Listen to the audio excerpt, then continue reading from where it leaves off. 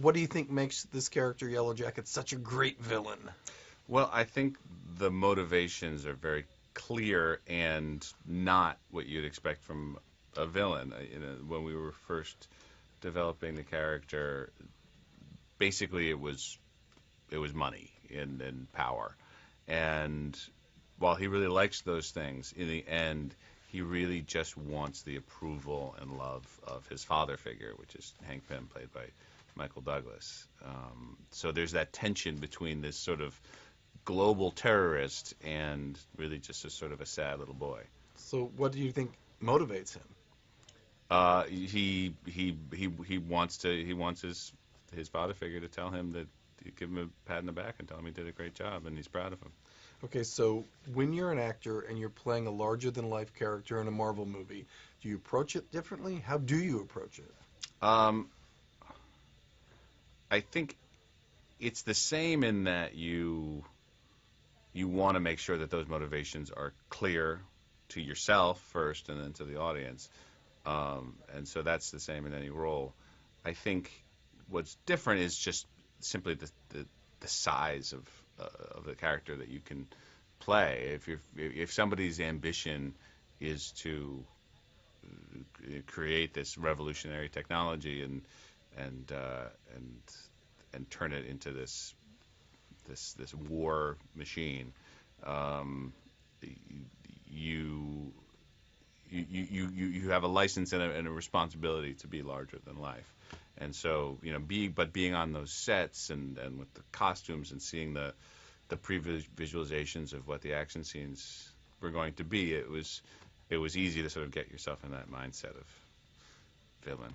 Everyone I've talked to so far, I think there's a shared something among you all, is that you've all really thought about it, and there seems to be notes about all these things. It's great that there's so much preparation, and everyone took it very seriously. Yeah, well, I mean, it's not a secret that there were delays in shooting it, and so there was this period where we were supposed to be working, but they were writing new drafts of the script and still in pre-production. But for the actors, it actually gave us a sort of a time to do that work and to put our stamp on the screenplay as it was being written. And I think that really helped deepen and enrich the characters. I think it shows on camera. So, on to question number 5 of 8, or 4 of 8. What did you like most of playing Darren Cross? I love the costumes. I mean, they were just so over the top, and just like this crazy. It was sort of the suit sort of molded out of solid aluminum and these crazy leather jackets, and of course the Ant-Man suit is pretty awesome. So, your experience working with Marvel, would you say, is a good one? Absolutely, it was from beginning to end. I felt, even though this is the hugest studio out there now, and there's a sense that it's just a sort of a giant machine, I felt this was as collaborative a film as I've ever been a part of. That's nice to hear. It really is.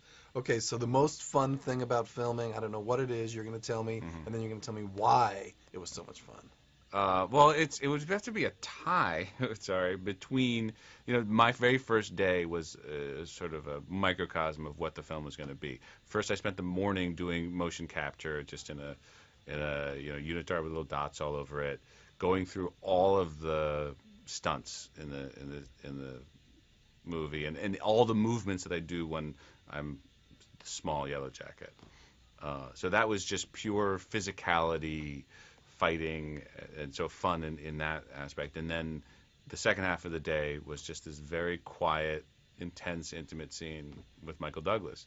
So it was sort of the full range of what you can do in a film, from the biggest, broadest, most physical thing to a very subtle, quiet scene. I didn't expect the word unitard in there anyway. All right. You've already told us about the suit, but what can it do?